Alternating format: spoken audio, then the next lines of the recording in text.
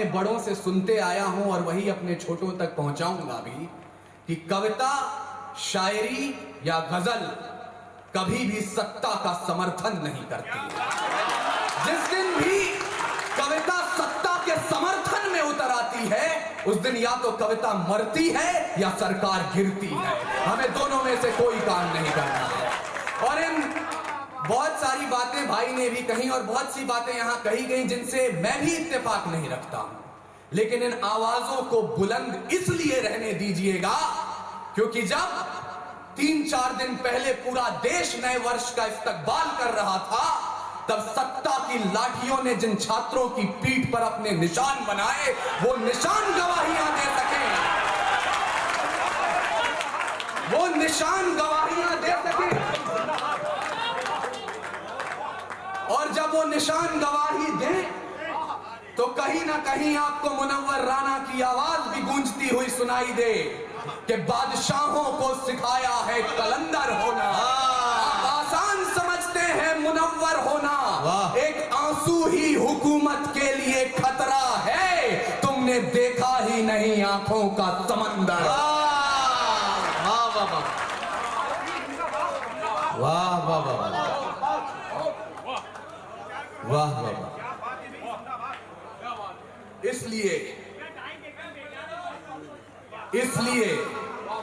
इसलिए मैं पूरी जिम्मेदारी ले रहा हूं। जो मैं बोलने जा रहा हूं वो अपूर्व विक्रम शाह के शब्द हैं, ना इसमें किसी और की गलती है, ना इसमें किसी और की तारीफ है।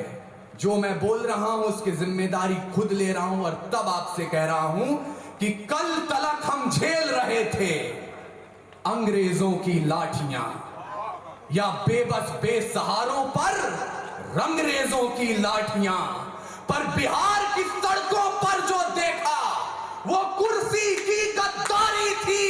छात्रों पर जो बरस रही थी वो लाठियां सरकारी थी।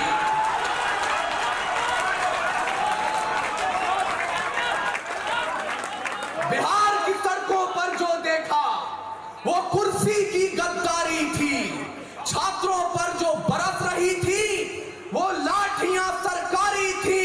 तो सिंहासन भी होश में आए, संभाल ले अपनी लाठियां। गोदामों से राजधानी तक खंगाल ले अपनी लाठियां। अरे सवाल उठाने वाले हाथ न थामे, कहीं जवाब की लाठियां। ऐसा ना हो बिहार उठा ले इंकलाब की लाठी।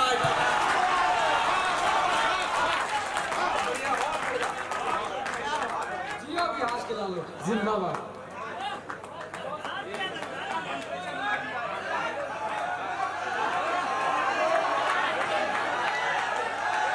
अच्छा, ये बताइए कि आप लोगों में से कितने लोग ऐसे हैं जो अपूर्व विक्रम शाह की इस कविता और इनकी अपनी जो अनोखी शैली है, इस शैली को कितने लोग पसंद कर रहे हैं? जरा हाथ उठाएंगे, और जब हाथ उठा दिया तो इन्हें तालियों की गूंज में बदल दीजिए ताकि अपूर्व विक्रम शाह के इस खूबसूरत कलाम का आप अच्छे से स्वागत कर सके। सलाम है आपके जज्बे को, सलाम बिहार। और अब मुझे एहसास कराइएगा कि एक बिहारी सचमुच 100 पर भारी होता है। मैं अपनी मौसी उर्दू के घर हूं और शायद हिंदी डायस से कवि आप क्या करने आ रहे हैं मुझे इसका भी इल्म है, लेकिन ये कुछ जैसा कि हमारे बड़े भाई ने कहा था, मैं आप सबसे भी गुजारिश कर रहा हूं जिसके मन में जरा सी भी इच्छा उठे, यह हमारी रिवायत नहीं है, आप मेरी इच्छा का सम्मान कीजिएगा और आप जो भी लाना चाहते हैं आधा नहीं पूरे के पूरे की किताबें खरीद करके बच्चों में बांटिए। मुझे लगेगा कि आपकी मोहब्बत मुझ तक पहुंच गई। मैं हिंदी कवि सम्मेलन की ओर से मुशायरे को 4 पंक्तियां देना चाहता हूं। स्वागत है भाई। तैयार है जो प्रेम का प्रस्ताव मेरे देश में, तो पग पग पे पौरुष पराग भी तैयार है। वाह, आप अभी शायराओं को सुनेंगे। तैयार है जो प्रेम का प्रस्ताव मेरे देश में, तो पग पग पे पौरुष पराग भी तैयार है। और प्रीत का जो गीत दिल के शीत के विपरीत है, तो रुद्र वाले रूप का वो राग भी तैयार है। अरे गंगा के उपासक हम, तो सूरज के पुजारी भी। निर्मलता है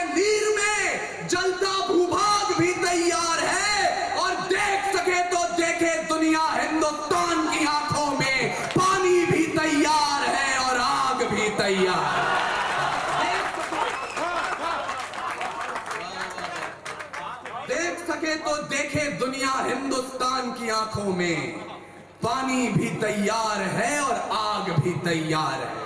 अब आप सोच रहे होंगे हम यहाँ आए थे कविता और गजल सुनने, हंसने खेलने, अपने बीते हुए दिनों को याद करने, यहाँ आग की बात क्यों हो रही है? तो मुझे माफ कीजिएगा, लेकिन जवानों, ये कमसिन सी कलियां, ये महकती हवाएं, ये पायल की छमछम जो पास बुलाएं, ये रुखसार की लाली, ये जुल्फों के साए, ये कमर की लचकन, ये गुंजित सदाएं, ये मोहब्बत की बातें, ये महबूब की यादें, ये बुझते चरागों को बेशक हवा दें। इन्हीं की बदौलत है महफिल में रौनक, इन्हीं से वफा की अशरफी दमकती, इन्हीं से हिज्र की रातें हैं कटती, इन्हीं से जवानों की आंखें चमकती। पर हमें आग पीने दो जिंदा जवानों, कि जुगनुओं पे हमको भरोसा नहीं है। और लड़े हैं सदा ही मशालों को लेके, अंधेरे को हमने भी कोसा नहीं है। न आंखों को झीलों से तशबीह दी है, न जुल्फों को बादल का नाम दिया, न मुस्कान को उनके है चंदा कहा, न रातों की बाहों को जाम दिया। जवानों के हाथों की उठती तड़प को शमशीर ही दी है, गुलाब नहीं। उनके नहाने के बाद भी पानी को पानी कहा है, शराब नहीं। हम ही है राणा और बिस्मिल भगत, यूं ही रूप अपने बदलते रहेंगे। और भारत को उजाले की पड़ी जो जरूरत, तो जलते रहे हैं और जलते रहेंगे। हम ही है राणा और बिस्मिल भगत, यूं ही रूप अपने बदलते रहेंगे। और भारत को उजाले की पड़ी जो जरूरत, तो जलते रहे हैं और जलते रहेंगे। इसलिए कह रहा हूं, मैं उनको शब्द चढ़ाता हूं, फूल नहीं है मेरे पास, मैं उनको शब्द चढ़ाता हूं।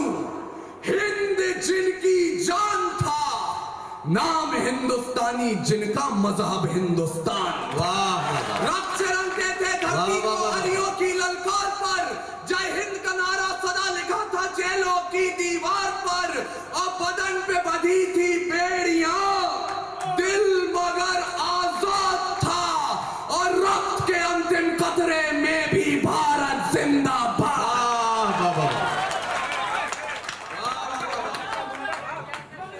उसके बावजूद यहां मेरे समक्ष दो ऐसे लोग बैठे हैं जो विधानसभाओं तक आपकी आवाज पहुंचाते हैं।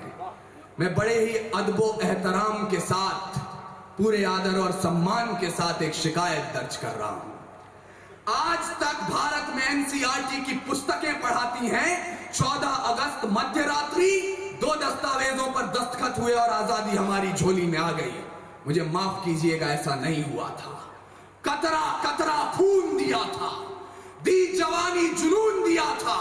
खड़े अंग्रेज माने नहीं तो गोलियों से भून दिया था। गोरियों के गाल नहीं थे, ना आवाज मजीरों की, खनखनाहट गूंजती थी। सेल्यूलर में जंजीरों की राजनीति से मिली नहीं है, नहीं खरीदी पैसों से। सौदा लहू के मोल हुआ था, भगत सिंह जैसों से।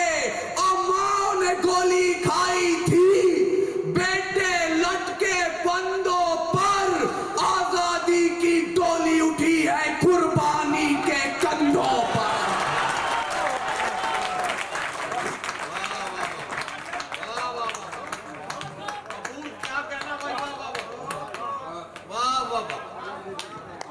मैं बहुत बहुत साधुवाद अपूर्व विक्रम शाह। यार एक बार मैं मधुबन से गुजारिश करता हूं, सारे लोग मिलके यार एक बार जोरदार तालियां अपूर्व के लिए बजाओ। वाह वाह वाह वाह वाह वाह, जीते रहिए मेरे भाई, वाह वाह वाह। आजादी की डोली उठी है कुर्बानी के कंधों पर। लेकिन जिस देश ने आजादी की डोली को कुर्बानी के कंधों पर उठाकर अपने घर तक पहुंचाया, हमने आजादी की दुल्हन को तस्वीर क्या दिखाई? कहीं निर्भया, कहीं गुड़िया, कहीं कठुआ की वो छोटी बच्ची, कहीं प्रियंका रेड्डी। लेकिन मैं आपको निराशा बांटने नहीं आया हूं। समय की अपनी पाबंदियां हैं।